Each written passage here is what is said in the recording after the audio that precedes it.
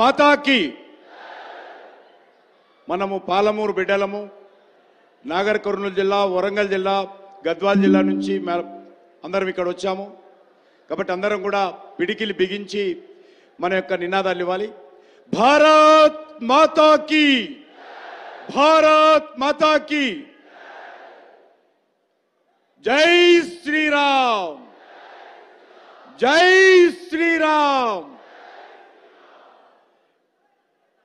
ఈనాడు మన నాగర్ కర్నూలు పట్టణంలో జరుగుతున్నటువంటి ఈ యొక్క బహిరంగ సభకు ముఖ్య అతిథులుగా వచ్చి మనకు మార్గదర్శనం చేయడానికి వచ్చినటువంటి గౌరవ పెద్దలు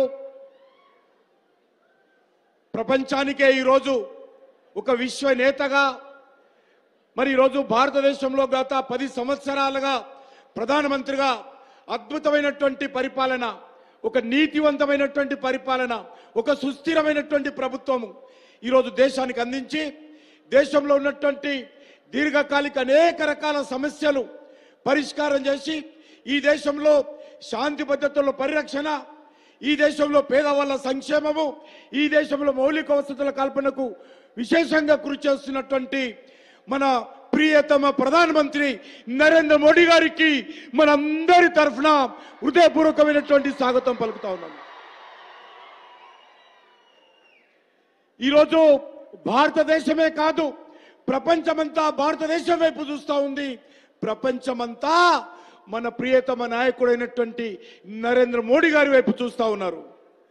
అందుకే ఈరోజు మనవి చేస్తా ఉన్నాను, వచ్చేటువంటి ఏప్రిల్లో జరగనున్నటువంటి ఎన్నికల్లో మన పాలమూరు జిల్లాలో ఉన్నటువంటి నల్లగొండ జిల్లాలో ఉన్నటువంటి అన్ని పార్లమెంటు స్థానాలు ఆ రకంగా తెలంగాణలో ఉన్నటువంటి 17కు 17 స్థానాలు తెలంగాణ ప్రజలు మనల్ని ఆశీర్వదించి విజయం సాధించడం కోసం కృషి చేయాల్సిందిగా కోరుతా ఉన్నాను.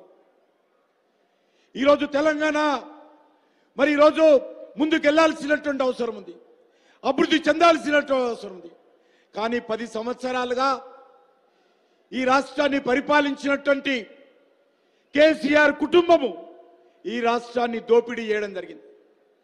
సాగునీటి ప్రాజెక్టుల పేరు మీద కానీ లేకపోతే లిక్కర్ వ్యాపారంలో కానీ కాంట్రాక్ట్ల వ్యాపారంలో కానీ భూముల వ్యాపారంలో కానీ గ్రైనేట్ వ్యాపారంలో కానీ ఇసుక వ్యాపారంలో కానీ బీఆర్ఎస్ పార్టీ తెలంగాణను పూర్తిగా దోపిడీ చేయడం జరిగింది.